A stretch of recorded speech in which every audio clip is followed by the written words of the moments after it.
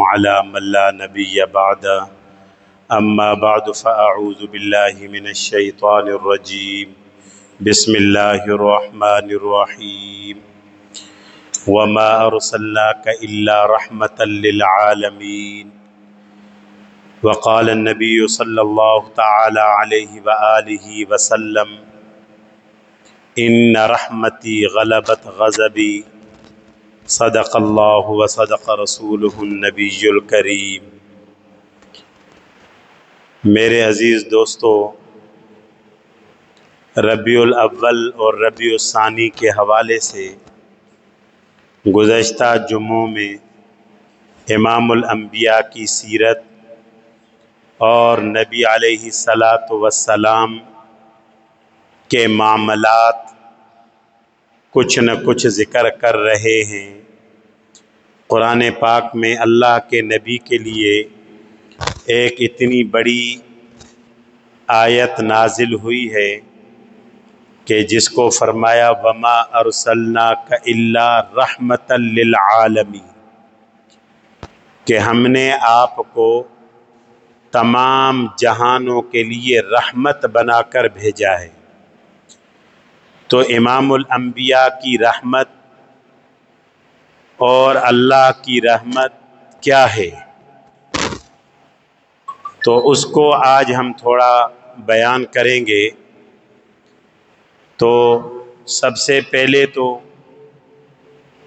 امام الانبیاء صلی اللہ علیہ وسلم خاتم النبیین اور وجہ کائنات، ان کی ہر صفت، ہر ادا، ہر معاملہ، ہر فعل، ہر قول، ہر دنیا کے طبقے کے لیے، چاہے مسلم ہیں، چاہے نان مسلم ہیں، غیر مسلم ہیں، کوئی بھی ہیں، ان سب کے لیے، تمام جہانوں کے لیے رحمت ہے، تمام جہانوں کے لیے رحمت۔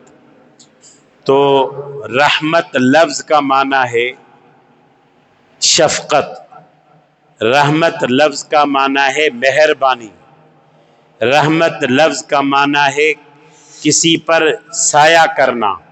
جیسے ایک مرغی کے بچے ہوں اور اس کے بچوں پر بلی حملہ کرتی ہے، یا کوئی اور پرندہ یا کوئی بھی درندہ حملہ کرتا ہے تو وہ پر بچھا دیتی۔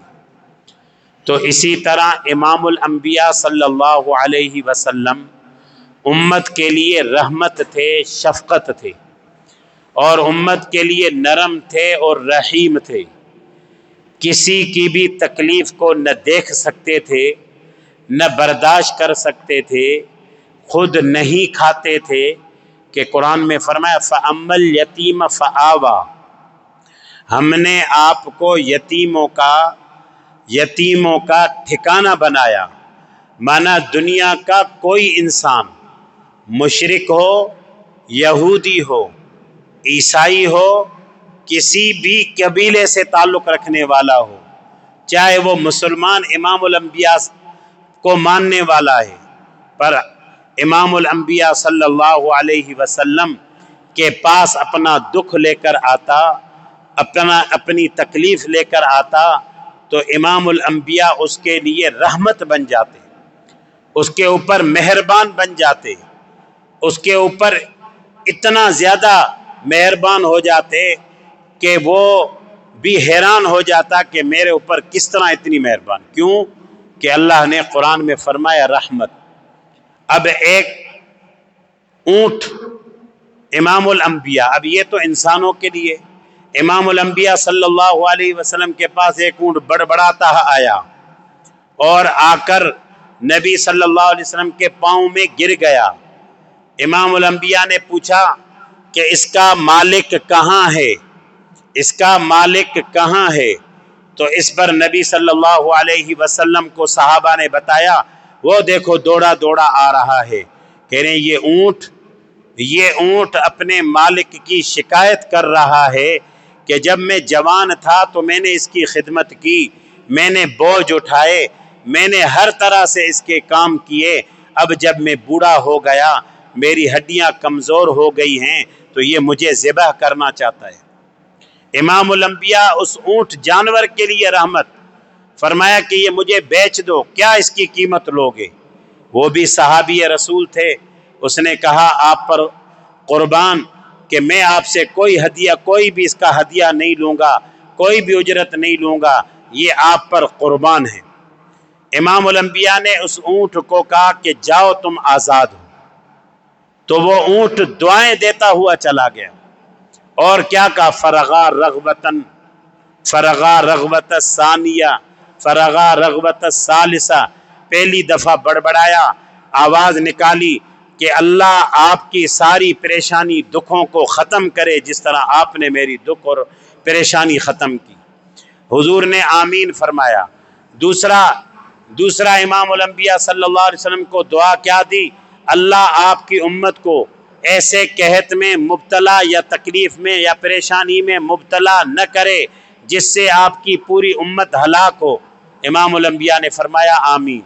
تیسری دعا کی کہ آپ کی امت میں اختلاف نہ ہو، لڑائی اور جھگڑا نہ ہو، اس پر حضور صلی اللہ علیہ وسلم نے آمین بھی نہیں کہی۔ صحابہ نے جب پوچھا تو اس پر فرمایا کہ مجھے اللہ پہلے ہی بتا چکے ہیں کہ آپ کی امت میں اختلاف ہوگا۔ تو علماء کا اختلاف، صحابہ کا اختلاف یہ رحمت ہے، باقی دنیاوی کسی لوگوں کا اختلاف یہ رحمت نہیں، یہ زحمت ہے۔ تو جانوروں کے لیے بھی رحمت تھے۔ اسی طرح حضور انور صلی اللہ علیہ وسلم کے پاس بھیڑیے کا لشکر آیا، کہنے لگے کہ یہ آپ کے صحابہ بکریاں چراتے ہیں اور یہ آپ کے صحابہ یہ محنت کرتے ہیں، ہمارا دل نہیں کرتا کہ ہم آپ کی ان بکریوں کو، ان کے صحابہ کی بکریوں کو کھائیں۔ اللہ کے نبی نے فرمایا تو کیا چاہتے ہو؟ کہنے لگے ہمارا حصہ ہمیں دے دیں تاکہ ہم ان کے ریوڑوں کی ہم ہی حفاظت کریں۔ بیڑیا جس کو ہم اپنی سندھی زبان میں بگیڑ کہتے ہیں، اور بگیڑ انسان کا اور ہر جانور کا دشمن ہوتا ہے، درندہ، پر اللہ کے نبی کے پاس اپنا فیصلہ لے کر آیا، جانوروں کے لیے بھی رحمت تھے، فیصلہ لے کر آیا۔ صحابہ نے کہا ہماری بکریاں ہم کیسے ان کو حصہ دیں؟ اس پر حضور انور صلی اللہ علیہ وسلم نے بھیڑیوں کے لیے فیصلہ کیا کہ اگر کوئی ریوڑ سے بکری جدا ہو جائے آپ اس کو اچک لینا، کھا لینا، وہ آپ کا حصہ ہے۔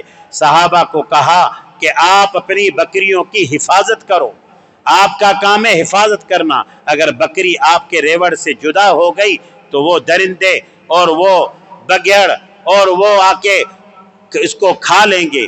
تو اللہ کے نبی اس سب کے لیے رحمت تھے، زمین کے لیے بھی رحمت تھے، فرشتوں کے لیے بھی رحمت تھے، آسمانوں کے لیے بھی رحمت تھے۔ کوئی بھی مخلوق آتی امام الانبیاء صلی اللہ علیہ وسلم اس پر شفقت فرماتے، ظالم آتا اس کو بھی پناہ دیتے، مظلوم آتا اس کو بھی پناہ دیتے، اور ظالم کی بھی مدد کرتے، مظلوم کی بھی مدد کرتے۔ صحابہ کو بھی کہا ظالم کی بھی مدد کرو، مظلوم کی بھی مدد کرو۔ کہنے لگے کہ مظلوم کی تو سمجھ میں آتا ہے پر ظالم کی، کہا اس کو ظلم سے روکو۔ اللہ نے آپ کو طاقت دی ہے ہاتھ کی تو ہاتھ سے روکو، زبان کی طاقت دی ہے زبان سے روکو، اور اسی طرح عمل کی طاقت دی ہے تو عمل سے روکو۔ آخری درجہ یہ ہے اس ظالم کو اپنے دل میں برا سمجھو کہ یہ ظالم ہے، میں اس کے کسی معاملے میں اس کے ساتھ نہیں ہوں۔ تو امام الانبیاء ہر ایک کے لیے رحمت تھی۔ تو اس لیے قرآن پاک میں فرمایا وما ارسلناک الا رحمت، پھر آگے عالمین کا لفظ فرمایا، عالم کہہ فرما دیتے کہ انسانوں کا عالم، عالمین جمع فرمایا، کیا مطلب؟ زمینوں کا عالم، ہواؤں کا عالم، حیوانات کا عالم، آسمانوں کا عالم، فرشتوں کا عالم، زمین سے نیچے مخلوقات ان کا عالم، جتنی بھی کائنات میں 18,000 مخلوقات ہیں، سارے کے سارے عالموں کے لیے امام الانبیاء رحمت تھے۔ ایسے نبی کی تو ہمیں ہر معاملے میں اطاعت کرنی چاہیے، ایسے نبی صلی اللہ علیہ وسلم کی تو ہر معاملے میں، ہر سنت میں کامل اتباع کرنی چاہیے، اور امام الانبیاء کی سنت اور امام الانبیاء کی معاملات کی تابع داری کریں گے میری یہ زندگی بھی روشن ہو جائے گی اور آنے والی قبر حشر آخرت والی جتنی بھی منازل ہیں وہ بھی روشن ہو جائیں گے۔ تو اس وجہ سے ہم اپنے آپ میں کوشش کریں، اپنی زندگی کو ماحول کے اعتبار سے، اس وقت یہ دجالی دور چل رہا ہے، پر فتن کا مطلب فتنوں سے بھرا ہوا ہے۔ لوگوں کی نیتیں صحیح نہیں ہیں، لوگوں کے گمان صحیح نہیں ہیں، لوگوں کے معاملات صحیح نہیں ہیں، قرآن اور حدیث کے بالکل الٹ چلے گئے۔ تو اس وجہ سے اس دور کے اندر کیا فرمایا امام الانبیاء کی حدیث ہے، فرمایا من احیا سنتی عند فساد امتی، جس نے میری ایک سنت کو زندہ کیا، کس وقت میں؟ فساد کے دور میں۔ آج کے دور میں ایمان بچانا اور ایمان کی حفاظت کرنا اور ایمان پر چلنا، امانت داری دیانت داری کے ساتھ چلنا آج کے دور میں بہت نایاب ہو چکا ہے۔ جھوٹ عام ہو چکا ہے، فریب عام ہو چکا ہے، دھوکہ عام ہو چکا ہے، دغا بازی عام ہو چکی ہے۔ ایسے دور میں اس کو کہتے ہیں فساد کا دور، جس میں لوگوں کا خوف بھی نہیں اور اللہ کا خوف بھی نہیں۔ ہر انسان کو اس وقت یہ ہے کہ کیسے طریقے سے بس مجھے مال ملے، مجھے دنیا کی چیزیں ملیں، مجھے دنیا کے معاملات ملیں، میں کیسے آگے نکل جاؤں۔ ہر ایک کی دوڑ، مقابلہ، ہر ایک کا ٹکراؤ صرف میں صرف کیا ہے کہ کسی طریقے سے مال آئے۔ حالانکہ آج سے 1450 سال پہلے امام الانبیاء صلی اللہ علیہ وسلم نے فرمایا لِكُلِّ أُمَّةٍ فِتْنَةٌ وَأُمَّتِيَ الْفِتْنَةُ الْمَالُ وَالنِّسَاءُ، فرمایا ہر ایک امت کے لیے کوئی نہ کوئی آزمائش ہے۔ جتنی بھی امتیں پیچھے گزری، حضرت آدم علیہ السلام سے لے کر حضرت عیسیٰ علیہ السلام تک جتنی بھی امتیں گزری، سب میں آزمائشیں تھیں، کوئی نہ کوئی فتنہ تھا۔ فرمایا میری امت کا فتنہ کیا ہوگا؟ فرمایا مال اور عورت۔ لوگ عورتوں کو دیکھ کر فیصلے کریں گے، مال کو دیکھ کر سارے معاملات ختم کر دیں گے، بس ہر وقت سوئیں گے بھی مال کے ساتھ، اٹھیں گے بھی مال کے ساتھ اور بولیں گے بھی مال کے ساتھ، اور ہر معاملے میں ہر چیز میں مال کو رکھیں گے۔ اس وقت میں فرمایا عند فساد امتی، اس فساد کے دور کے اندر جو میری سنت پر چلے گا، معاملات میں، معاشرت میں، معیشت میں، سیاست میں، کاروبار میں میری سنت پر چلے گا، فرمایا فَلَهُ مِئَةُ أَجْرُ شہید، اس کو 100 شہیدوں کا اجر ملے گا، 100 شہیدوں کا اجر ملے گا۔ آج ہم اپنے دور میں دیکھیں سنت پر کیسے کتنا چلنا مشکل ہے، اور یہ بھی فرمایا کہ وہ وقت آئے گا کہ میری سنت پر چلنا ایسا ہوگا جیسے ہاتھ میں انگارہ۔ آپ ہم خود دیکھیں، ہم اپنے ہاتھوں میں انگارہ اٹھا سکتے ہیں؟ کوئی پکڑ سکتا ہے؟ کوئی بھی نہیں پکڑ سکتا۔ یہ وہ دور چل رہا ہے۔ اس دور میں نجات کا رستہ صرف میں صرف امام الانبیاء کی سنت رسول ہے، جس میں ہے اللہ اس کو کامیاب کرے گا، اور جو سنت پر چلے گا اللہ اس کو 3 انعام دنیا میں دیں گے۔ پہلا انعام، اللہ اس کے چہرے میں نور، روشنی، سکون، طمانینت اور اس کا چہرہ چمکتا ہوا ہوگا۔ اور نمبر 2 انعام کیا ہوگا؟ جو اس وقت کے ولی، جو اس وقت کے بزرگ، جو اس وقت کے اللہ والے ہوں گے، جو اس وقت جن سے اللہ راضی ہوں گے، اللہ ان کے دل میں اس آدمی جو سنت پر چل رہا ہے اس کی محبت ڈالیں گے۔ آج کے دور میں وہ اس سے پہلی ملاقات میں محبت کرنے لگیں گے، اٹریکشن جس کو کہتے ہیں، پہلی ملاقات میں یہ ہوگی۔ اور تیسرا انعام اللہ اس کو کون سا دیں گے؟ فاسق، فاجر، ظالم، جابر، اللہ اس کے دل میں اس کا خوف اور رعب ڈال دے، وہ اس سے بات نہیں کر سکے گا، بات کرے گا احتیاط کر، اس سے ڈرے گا، اندرونی اس سے ڈرے گا، اور اس سے جلدی میں وہ نہیں، کیوں کہ خدا نے سنت میں ایسا طریقہ، ایسا رعب رکھا۔ کیسر بادشاہ کے وقت میں ربی، چھوٹے سے صحابی، چھوٹا قد، اور ان کے کیسر بادشاہ کے پاس گئے اپنا خچر بھی لے کر، کہنے لگے کیوں آئے ہو؟ حالانکہ وہ اکیلا تھا، یہ دربار میں وزراء بیٹھے، مار سکتے تھے اور اس کو کچل سکتے تھے۔ اللہ نے سب پر روب ڈالا، اس نے السلام علیکم کہا، سب ڈر گئے۔ چھوڑ، ایک قاصد تھا، خچر بھی ساتھ لے کر آیا اس کے دربار میں، اور کیا کہا، تم کیا چاہتے ہو؟ کیونکہ اس کے دل میں سنت تھی، اس کے جسم پر سنت تھی، اور ان کے معاملات میں سچائی تھی۔ کیا چاہتے ہو؟ تین باتیں چاہتے، اسلم تسلم ثم الجزیہ ثم الجہاد۔ فرمایا مسلمان ہو جا، اگر مسلمان نہیں ہوتا تو اس زمین پر رہنے کے لیے ٹیکس اور تاوان دے، اگر ٹیکس اور تاوان جزیہ بھی نہیں دیتا تو پھر تمہارا میرا ہمارا مقابلہ سامنے والے میدان میں 3 دن تجھے مہلت ہے، 3 دن کے بعد آپ کا اور ہمارا مقابلہ تلوار نکال کر کہا یہ کرے گی، یہ کہہ کر واپس چلا گیا۔ سب کے سب قیصر بادشاہ سمیت جو اس وقت کی سپر طاقت تھی اس سمیت روب میں پڑ گئے۔ کیوں کہ ان کے دل میں سنت تھی، کیونکہ ان کے چہرے میں سنت تھی، کیونکہ ان کے جسم میں سنت تھی۔ خوراک نہیں تھی، مال نہیں تھا، غریب تھے، کچھ بھی صحابہ کے پاس نہیں تھا، پر اللہ نے دکھایا اس کیسر کو، ان کے قدموں میں دکھایا، اور جس 40 من کے سونے کے تاج کے وہ نیچے بیٹھتا تھا وہ صحابہ کے قدموں میں سنت کی برکت سے آیا۔ آج بھی کامیابی صرف سنت میں، آج بھی کامیابی صرف سنت میں۔ تو ہم اپنے آپ کو جتنا سنت پر لے کر آئیں گے اتنا کامیاب ہوں گے۔ یہ اللہ سے مانگیں اور اس پر عمل کریں، اور اللہ سے اسی چیز کو مانگیں، اللہ ہمیں سنت پر چلنے والا بنا۔ عزم ہوگا اللہ توفیق دیں گے۔ اللہ پاک ہم سب کو توفیق عطا فرمائے۔ یہ کچھ مسائل ہیں۔ نماز میں دعائے قنوت یاد نہ ہو تو کیا کریں؟ دعائے قنوت پڑھنا واجب ہے، 3 وتر، تیسری رکعت میں دعائے قنوت پڑھنا واجب ہے۔ اگر نہیں پڑھیں گے تو اس کے لیے سجدہ سہو ہے۔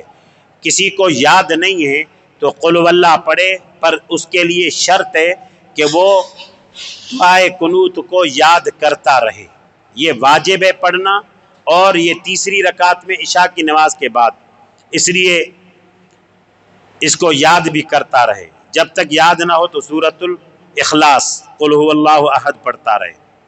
سجدے میں پیروں کو ملائیں یا اٹھائیں۔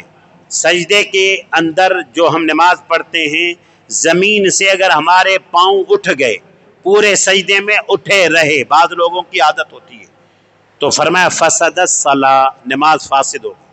ایک دفعہ بھی زمین پر لگے اور پھر اٹھے تو نماز ہو جائے گی، پر مکروہ ہے۔ تو زمین سے پاؤں کو اٹھانا نہیں ہے، سجدے میں زمین پر رکھنا، اور ایسے یوں دبا کر رکھنا کہ یہ انگلیاں قبلے کی طرف رہیں۔